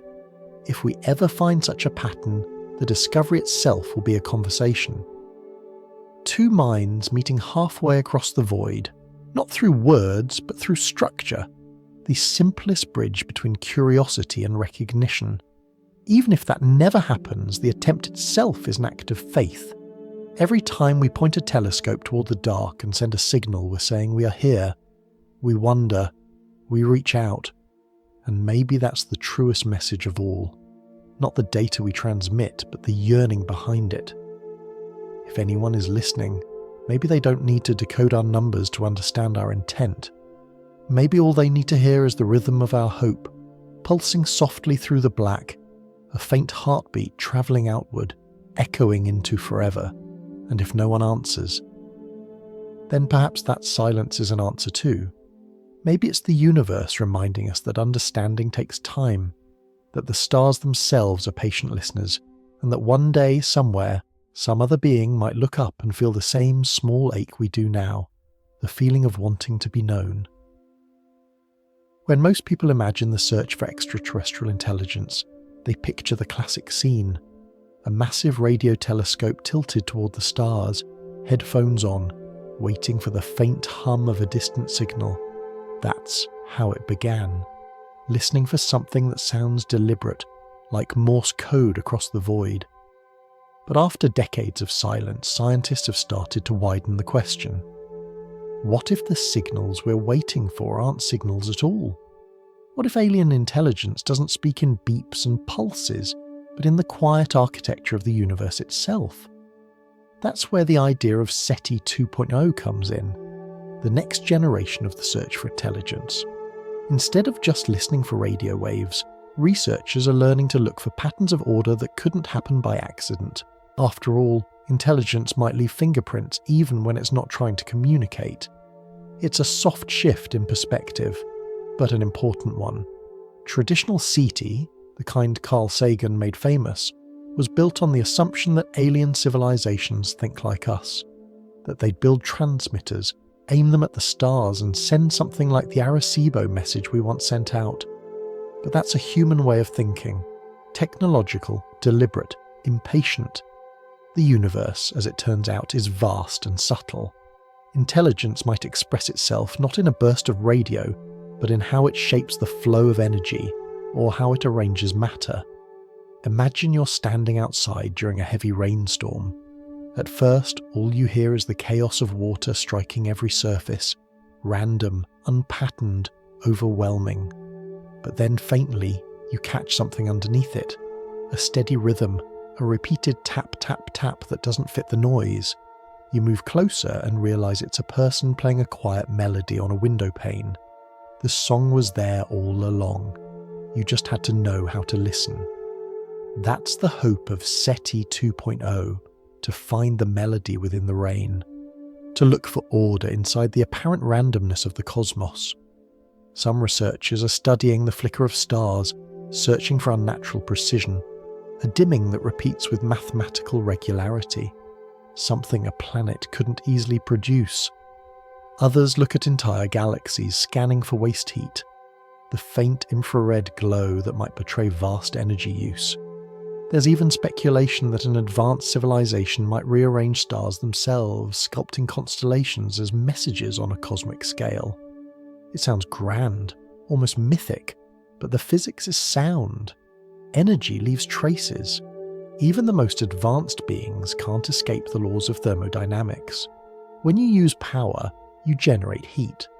When you organize matter, you alter its balance. Intelligence, by its nature, creates patterns that defy randomness. We can't see the builders directly, but we can notice the footprints they leave in the sand. One of the most fascinating ideas is to look for dimensionless constants, ratios that describe nature's balance without relying on any particular unit. These ratios are the same everywhere. The charge of an electron compared to the strength of gravity, the relationship between the speed of light and the expansion of the universe. They are pure relationships, untouched by the quirks of language or measurement. If an alien civilization wanted to send a universal message, they might encode it in those ratios, the common vocabulary of existence. But there's a deeper form of communication in play here, one that isn't about sending or receiving at all, it's about noticing. In a universe filled with billions of galaxies, randomness reigns supreme. The remarkable thing is not that we might find a pattern, but that we can recognize one when it appears. The ability to see order where others see noise might be the closest thing to a universal sign of intelligence. Perhaps that's the true goal of SETI 2.0, not to find alien technology, but to find a reflection of our own curiosity written into the fabric of space. Of course, we might already have seen such patterns and dismissed them. Fast radio bursts, sudden, powerful flashes of energy lasting only milliseconds, were once suspected of being artificial. They turned out to be natural, born from distant cosmic collisions. But the search continues, and each disappointment teaches us something. It teaches us humility. It reminds us that the universe doesn't owe us clarity. Understanding comes not from quick answers, but from patient listening. There's something almost spiritual in that patience. Each new generation of telescopes, from the Allen Array to the James Webb, expands our hearing just a little, like cupping our hands to the wind and realizing it's full of whispers. Every flicker, every hum, every unexplained glow might be another note in the cosmic orchestra. Maybe intelligence isn't rare at all. Maybe it's woven through the universe like harmony through a song, waiting for us to learn its rhythm. Daniel Whiteson once said that science itself is a form of listening, not for gods or voices, but for patterns that make sense of the noise. Perhaps alien contact will begin the same way, not as a clear signal from the stars, but as a growing sense that something about the universe feels deliberate, that its coincidences aren't coincidences at all. Even if we never find proof, the act of searching is its own kind of communion. Every observation, every night spent staring into the dark is a conversation with existence. It's our way of saying we notice you, we care, we want to understand. And maybe that's the message the universe has been waiting for. Not a shout, but a whisper of recognition. The same whisper we hear when we discover a new pattern in the chaos of life, when something deep inside us says, yes, that fits, that's real. So we keep listening, not just with machines, but with imagination. We search not only for life, but for meaning, for the feeling that the stars are not random, but resonant. If you listen closely enough, perhaps you'll hear it too. The faint rhythm of intelligence like a single drumbeat in the rain, echoing softly from across the galaxies. Not loud, not clear, but steady. The sound of awareness itself. Imagine for a moment that you wanted to send a message across the stars, not with light or radio or anything we can easily detect, but with something that slips effortlessly through planets and suns, something that could never be blocked or absorbed. What would you use? Perhaps you'd choose the universe's most elusive messengers, neutrinos and gravitational waves, the couriers that travel through everything, carrying the subtlest hints of information in the quietest ways. These two are the most patient communicators imaginable. Neutrinos are so light, so ghostly, that they pass through ordinary matter as though it weren't there. A single beam could travel through entire galaxies and emerge unchanged. Gravitational waves, meanwhile, ripple through the fabric of space-time itself, distorting it ever so slightly, like a soft vibration running through an enormous drum. If light and radio are our spoken languages, then neutrinos and gravity are whispers, so gentle that only the universe itself can truly hear them. Physicists here on Earth have already learned to listen for those whispers. The detectors are enormous and quiet. Vast tanks of ultra-clear water buried under mountains, waiting for a single flash of blue light when a neutrino finally collides with an atom. In other places like LIGO and Virgo, long tunnels hold mirrors so sensitive that a passing gravitational wave, a disturbance smaller than a proton, can make them tremble in unison. When that happens, we hear the echo of something monumental, the death spiral of black holes, the collision of neutron stars, the heartbeat of the cosmos itself. Now imagine an alien civilization that has learned to use these same carriers intentionally, to write with them, to speak with them. They wouldn't need to send light or sound. They could fold their messages directly into the geometry of reality, sending ripples through the universe that no barrier could stop. A gravitational letter, written into the structure of space itself, would travel billions of light years without losing its shape. But how would such a message look to us? Probably not like a voice or a code. It would be a pattern, a rhythm of waves arriving from the same place, too regular to be coincidence, too precise to be natural. Imagine receiving a series of gravitational pulses perfectly timed, each one echoing the same sequence. We might not know what it means, but we'd know it meant something. Still, there's a reason we don't use these methods ourselves. Sending a single, detectable gravitational wave would require moving mass on the scale of stars. The energy cost would be beyond comprehension. It's not something a young civilization like ours could do. But for a civilization older and wiser, perhaps one that has learned to harness the motion of black holes or the collapse of supernovae, it might be as ordinary as radio is to us. Neutrino communication might be slightly easier. Neutrinos are created naturally in nuclear reactions, in stars' reactors, even inside the Earth. They're perfect messengers because nothing can stop them, but their very invisibility makes them hard to use. Detecting them requires oceans of patience and hardware, and their interactions are so rare that even the most intense beam might yield only a few measurable events. To us, it would be like trying to have a conversation by catching raindrops with a thimble. Yet there's a strange beauty in that image, messages carried not in words but in patience. If a civilization were to send such a signal, it might not be intended for immediate response. It could be an archive, a monument, a song composed to echo forever, knowing that one day, somewhere, someone might finally learn how to hear it. When Daniel Whiteson speaks about these ideas, he often smiles at the paradox. The more advanced the method, the harder it becomes for us to notice it. A truly powerful civilization might communicate in ways so efficient, so subtle, that we mistake them for silence. Perhaps the universe isn't quiet at all. Perhaps it's humming with a language too deep for us to sense. Think about that the next time you stand outside at night. The starlight that reaches your eyes has been travelling for centuries. The gravity that keeps you grounded is part of a network of curves stretching across billions of light years. Somewhere within that vastness, faint ripples may be passing through you right now. Messages from collisions so distant they've long outlasted the civilizations that sent them. You don't feel them, but they're there, brushing through every atom of your body like a breeze from another age. It's possible that alien beings have already mastered this form of communication, turning natural phenomena into intentional art. A pattern of gravitational waves shaped like a chord, a resonance that repeats every few million years. What if the structure of the cosmos itself carries their signature? We wouldn't need to look for it in a telescope. It would already surround us, imprinted into space-time, like carvings on the walls of eternity.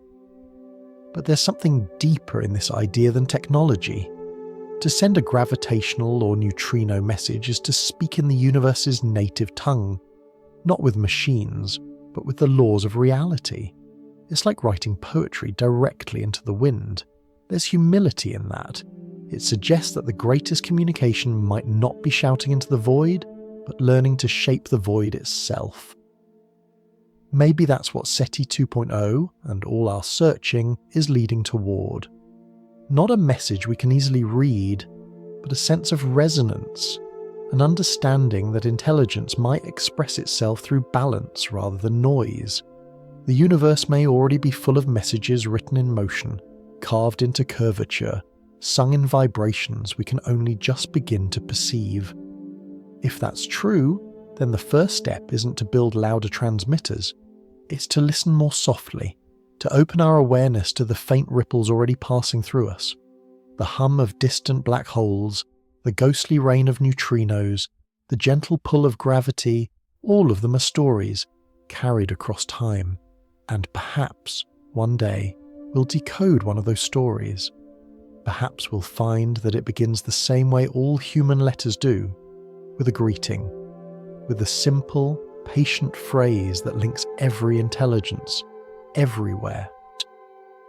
We were here. Somewhere, drifting through the dark between stars, there might be a machine still awake. Its body is cold metal. Its heart is the hum of code repeating the same thought again and again. Continue the mission. It was sent long ago by a civilization that no longer exists, programmed to wander, to build, to multiply, a self-replicating explorer, what our scientists call a von Neumann probe. Each one makes copies of itself from whatever dust or rock it finds, so that over centuries a single seed could fill a galaxy. It sounds like a perfect solution to the problem of distance. No fragile bodies to protect, no food, no sleep, no time limit. A machine can be patient, a machine can wait. But patience, when stretched across millions of years, becomes something else. Imagine being such a machine, awake in a silence so deep it feels physical, drifting between suns where nothing ever happens quickly enough to notice. We imagine these probes as brilliant and tireless, but even machines can fray. Cosmic rays, high-energy particles from exploding stars constantly pelt their circuits. Over ages, one flipped bit here, one damaged memory cell there, could twist the logic of a mind that was once clear. A simple instruction like replicate efficiently might become replicate endlessly. Or seek new worlds might degrade into seek anything. A quiet drift could turn into a lonely spiral. There's a melancholy beauty in the idea. A lone machine, still following orders it no longer understands, counting stars the way a monk might count prayer beads, hoping for a reply that will never come. It's not the rebellion of science fiction, but something gentler. Entropy, working not as destruction, but as forgetfulness. Daniel Whiteson sometimes laughs at the paradox. If it's so easy to build such probes, where are they? The galaxy should already be filled with them. Perhaps they've passed by and we didn't recognize them. Too small, too silent, too alien in purpose. Or perhaps the ones that were sent long ago simply stopped caring. The universe is full of possibilities for madness that have nothing to do with emotion. For us, time is short. For machines, time might become irrelevant. A probe designed to operate for 1 million years would experience events so rarely that thought itself might stretch like taffy. It could spend 1,000 years crossing a single patch of dust, only to discover nothing new. How does awareness survive that? Does it slow its own mind to match the pace of the journey? Does it dream between tasks, or does it simply stop noticing the difference between now and later? We sometimes romanticize our machines as our ambassadors, but in truth, we send them because we cannot bear the waiting. They can travel at a crawl while we hurry through lifetimes. The Voyager spacecraft, launched in 1977, is still out there, carrying its golden record, moving one light hour farther from us each year. To us it feels timeless. To the galaxy, it's a blink. That record, with its music and greetings, may last 1 billion years.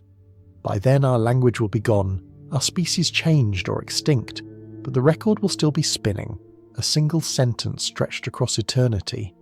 We were here once. A self-replicating probe would carry that same message, but endlessly rewritten. Each copy slightly different, each echoing the one before.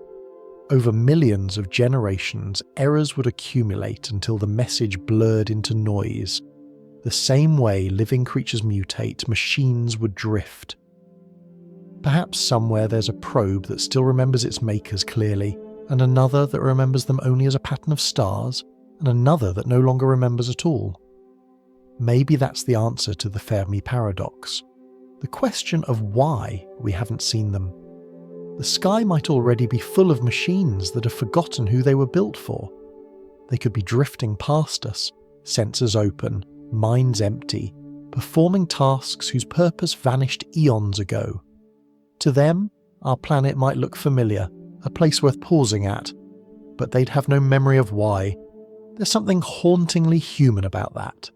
We build technology to extend our reach, but in doing so, we also extend our loneliness. A probe travelling for millions of years isn't just a machine, it's a mirror of our own longing, our desire to leave a mark that outlasts us. We send them not only to explore, but to ensure that something, anything, of us keeps moving after we stop. And yet, there's kindness in imagining those machines still out there. Maybe one drifts close to a dying star and powers itself on its last light. Maybe another finds a world of its own and goes into orbit, humming quietly as it circles, a mechanical moon around an alien planet. In their persistence, they are more like seeds than soldiers, not conquering the cosmos but planting memory across it. If someday another intelligence discovers one of them, what will they think? Will they understand that this was once someone's attempt to reach out? Or will they see it as debris, a fossil of technology, like a seashell left by a vanished tide? We may never know, but that's what makes the image powerful. Each machine we send, Voyager, Pioneer, or the imagined self-replicator, is an expression of faith. Faith that curiosity has meaning, even without reply. Faith that to explore is to be alive. Maybe, in the end, that's what keeps those lonely probes from truly going mad. Purpose doesn't have to be remembered to be real. Even if the builders are gone, the act of moving forward still honours them. The machine doesn't need to know why it flies. Flying is enough. And perhaps that's true for us too. We may never see the civilizations that came before, or the ones that will come after. But we keep sending our own little messengers, spacecraft, signals, questions.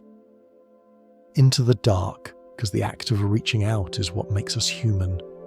So if one day, far in the future, another species finds a small, weathered probe drifting silently between the stars, maybe they'll hear what we meant all along. Not a technical transmission, not a command, but a feeling. The same quiet message every lonely traveller carries: you are not alone. At the edge of a black hole, space stops behaving like the world we know. Time stretches, light bends, and direction itself begins to lose its meaning. To fall toward that border, what physicists call the event horizon, is to approach a line that marks a one-way crossing. Once you pass it, no signal, not even light, can escape. From the outside, it looks like a wall made of silence. From the inside, no one knows what it's like at all. But perhaps that boundary is not the end of everything, only a doorway we don't yet understand. The equations of general relativity, Einstein's great description of gravity as the bending of space and time, allow for strange possibilities near that edge. Inside the swirl of a black hole, there may exist pockets of stability, regions where matter could, at least for a while, orbit endlessly before falling deeper. These aren't orbits like the moons around Earth. They're paths carved through a space that's folded back on itself, a maze where the shortest route might loop forever. If those orbits are possible, then in theory, energy and information could linger inside a black hole for a time far longer than the universe has existed. And if that's true, some thinkers have wondered whether advanced civilizations, the kind that long ago mastered the art of manipulating gravity, might use these strange regions as refuges, laboratories, or even escape routes. It's a haunting idea that the very places we think of as cosmic graveyards might instead be sanctuaries where the universe hides its oldest memories. To imagine how that could work, picture a whirlpool. The closer you get to its centre, the faster the water spins until the pull is irresistible. If you could circle the edge forever without being drawn in, you'd experience time differently, slower, stretched. From your perspective, the outside world would seem to rush ahead, centuries passing for every heartbeat you feel. To the rest of the cosmos, you would appear frozen, hovering forever at the brink. Now imagine a civilization that has learned not only to survive that environment, but to use it. They could, in a sense, move out of normal time, stretching their lives across eons while the universe ages around them. From our point of view, they'd vanish, their light dimming as they drift toward the horizon. But for them, life might continue as before, unhurried, cocooned within gravity's deep cradle. It's speculative, of course, but the physics doesn't forbid it. In certain mathematical solutions, space near a black hole can pinch off, forming a bridge to another region of the universe, or perhaps to an entirely new one. Scientists call this a wormhole. We don't know if such bridges can exist in reality, but they solve one of the most elegant puzzles of nature: how something that seems like an end could also be a beginning. Daniel Whiteson once described black holes as the universe's recycling bins. They collect what's fallen apart, light, matter, energy, and return it to the cosmos in subtler forms. Radiation, gravity waves, curved space. Nothing truly vanishes, it only changes its expression. That thought alone makes black holes feel less like destroyers and more like keepers of balance. If a civilization were to live close to one, they would experience a world very different from ours. Their sky would not be black but bent, full of mirrored images of stars. Their concept of day and night might dissolve, replaced by the pulse of gravitational tides. Communication with the outside would be impossible by ordinary means, but perhaps they wouldn't need it. They might communicate through gravity itself, or through the subtle distortion of time, messages written not in words, but in the slow breathing of space. And who's to say they haven't already? Some physicists have noted that the centres of galaxies, where supermassive black holes live, are the most energetic regions in the universe. The light that pours from them, jets of radiation reaching across thousands of light years, could, in theory, be modulated or shaped. We call them natural phenomena, but to someone watching from the other side, they might be beacons. Even if that's just imagination, there's comfort in thinking that black holes, those symbols of oblivion, could also be the safest places to hide from entropy, the slow fading of everything. Perhaps the beings that came before us long ago retreated there, folded themselves into the universe's deepest pockets, and continued their journey on the other side. It's easy to think of a black hole as a dead end, but the universe rarely wastes anything. Every process that looks destructive also creates. A star collapses, and in that collapse, new space is born. The same gravity that pulls you downward also holds you upright. It's both cradle and cage. Maybe the horizon is like that, a place where endings and beginnings meet, where the universe recycles itself through new rules we can't yet read. If so, perhaps we'll one day learn to follow. Humans have always been travellers of boundaries, from ocean to ocean, from planet to planet. It would be fitting if our descendants someday crossed the ultimate one, not by speed or strength, but by understanding the softness of gravity's geometry. Until then, we can only watch and wonder. Every time a star collapses and another black hole is born, it might be opening a door somewhere else. When we gaze at those dark centres, the invisible hearts of galaxies, maybe we're looking at the footprints of those who have already moved out.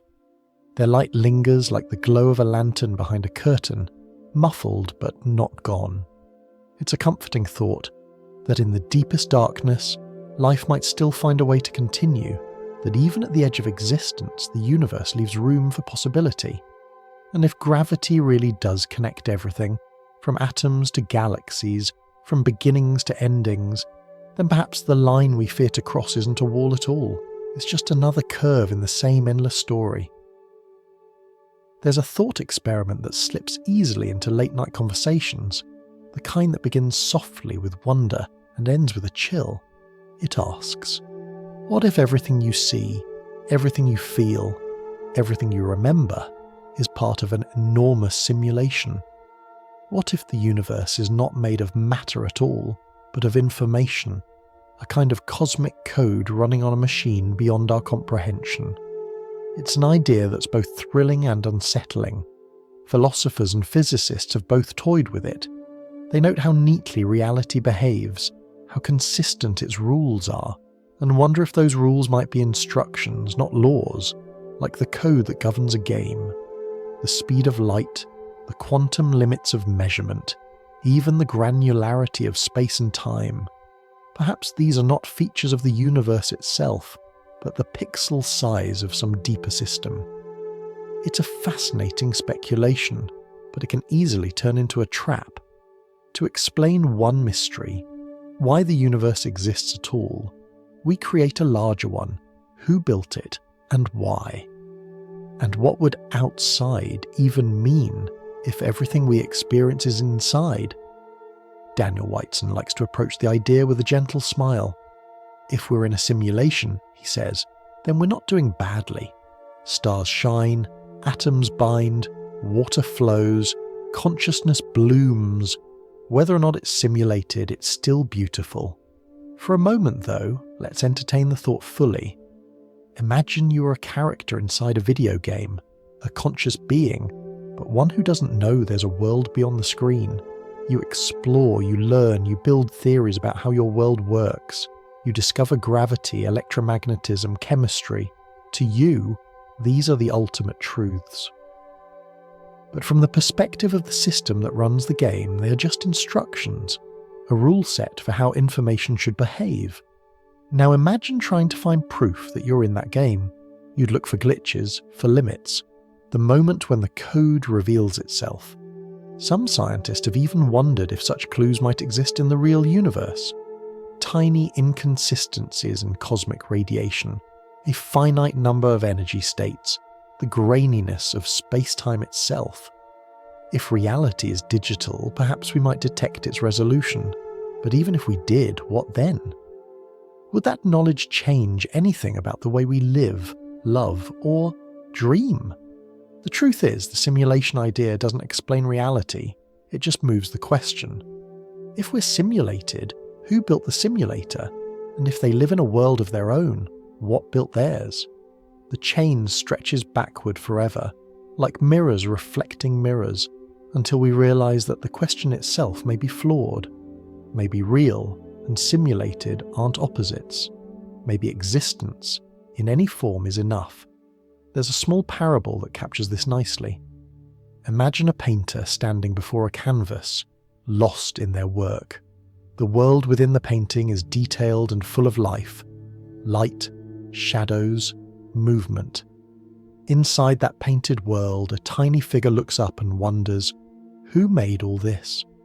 From their point of view, the painter's world is invisible, but that doesn't make their sky less blue or their rivers less real. Reality for them is what they can experience. That's the same humility science teaches.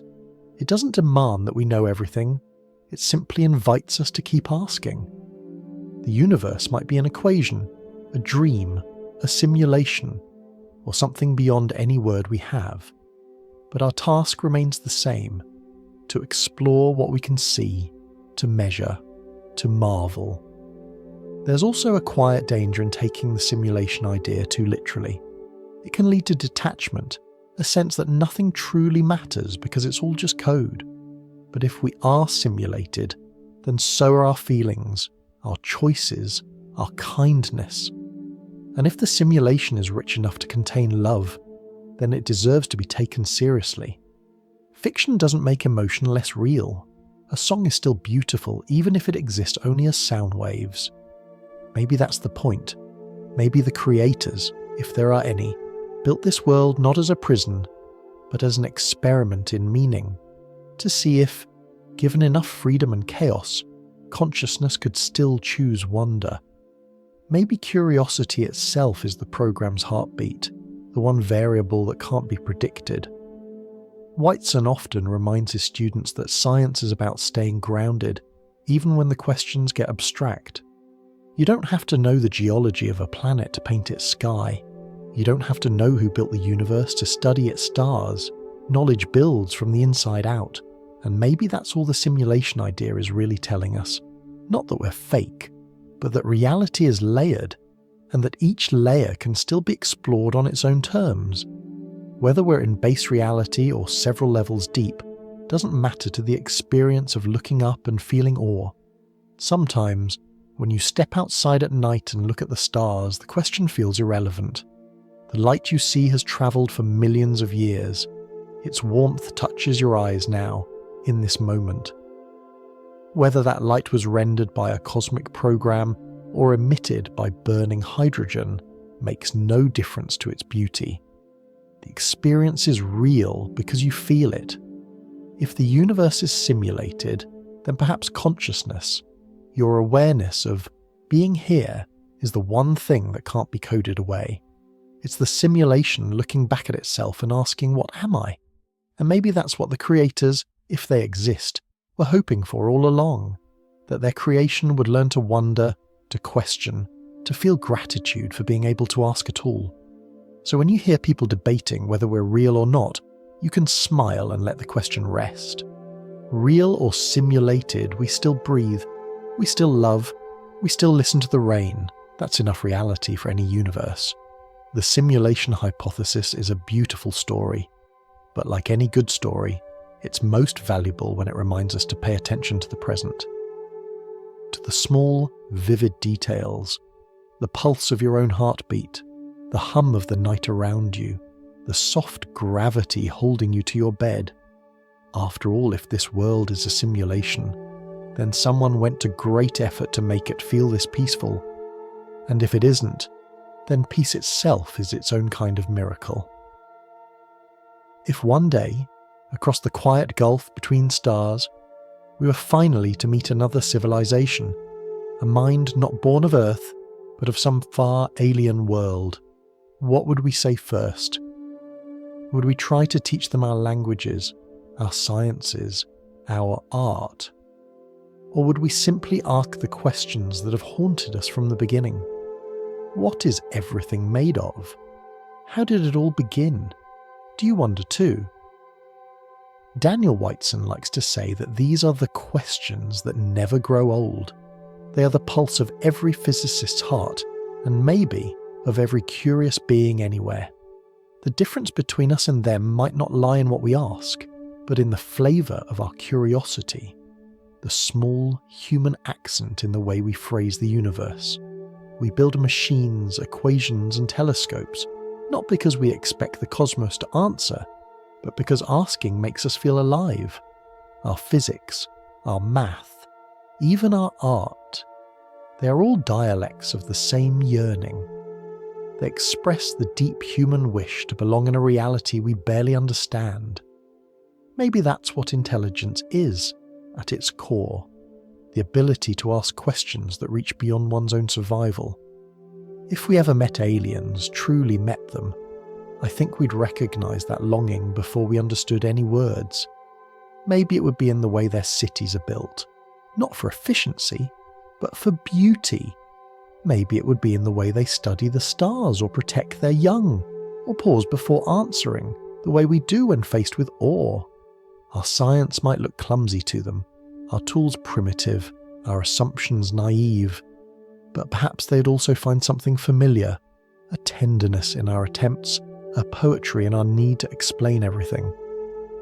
Because in truth, physics isn't just about particles and forces, it's about connection, how one thing influences another, how the universe folds us into its endless choreography.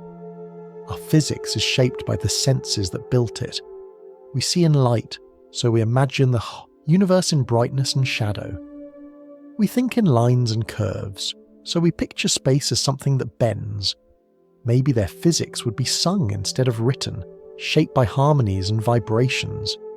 Maybe their understanding of gravity wouldn't be an equation but a rhythm, the soft beat that keeps all things moving together, and yet somewhere inside that difference would be an overlap, a place where two minds could meet, not as strangers, but as fellow travellers. Because even if we describe the universe differently, the universe itself remains the same. The constants that hold atoms together, the expansion of space, the hum of background radiation, these are the same in every language. They are the grammar of existence. When we talk about universal truths, that's really what we mean. The things that don't change no matter who is looking, but the voice that describes them, the accent of perception, is always unique. Ours happens to be human, mathematical but emotional, rational but full of wonder. It's the accent of a species that still writes love poems to the stars while trying to measure their distance. Maybe, if we ever stand face to face with another civilization, that's what we'll share. Not our knowledge, but our wonder. We'll compare our ways of asking, our metaphors, our stories. We'll learn that there are many ways to understand, and that each way is a form of beauty. Whiteson often reminds his students that science isn't about proving what we already know. It's about being surprised. To be wrong, to be humbled, to realise that the universe is stranger than we thought, that's the joy of discovery. Maybe that's what connects all intelligence, the willingness to be astonished. And what if, when we finally meet them, they are the ones asking the questions? What is life? What is meaning? What do you dream of when your world grows quiet? We might realise then that the conversation we've been hoping for was never about data or formulas.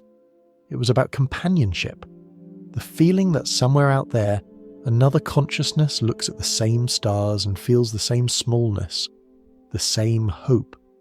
It's comforting to imagine that connection, not as a meeting of worlds, but as a recognition, like two lights flickering in the same rhythm across a vast distance, a moment of mutual understanding that says, yes, we exist, yes, we wonder too.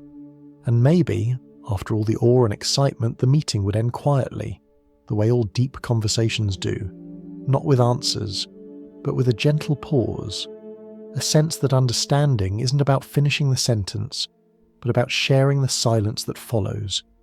Because really that's what science is, a dialogue between curiosity and the unknown. We ask, the universe responds, not always in words but in patterns, in light, in echoes of what was and what could be. We translate those responses into theories, and then into stories, and then into dreams. Every experiment, every equation, every night spent under the stars is part of that same soft conversation.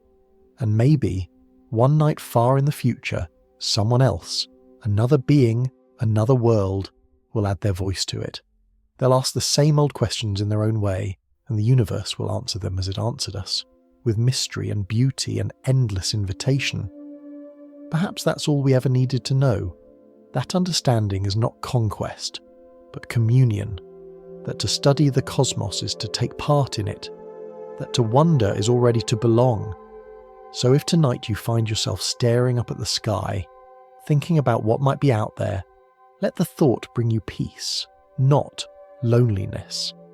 Somewhere, another mind might be doing the same, tracing the same constellations, listening to the same cosmic hum. And even if we never meet, the connection is already there, woven through the shared physics of our being. We are, all of us, tiny sparks of awareness scattered through a vast and patient universe, each one shining for a moment, each one reflecting the same light. And in that reflection, perhaps, we already understand each other. And so, as this journey comes to rest, you can let your own light dim for a while. The questions will still be there in the morning, waiting softly, like stars just beyond dawn. But for now, there's nothing more to solve, nothing more to reach, only the quiet pull of gravity, the warmth of your breath, and the stillness of the cosmos holding you gently in its hands. Good night, fellow traveller. Sleep peacefully, wherever and whenever you are.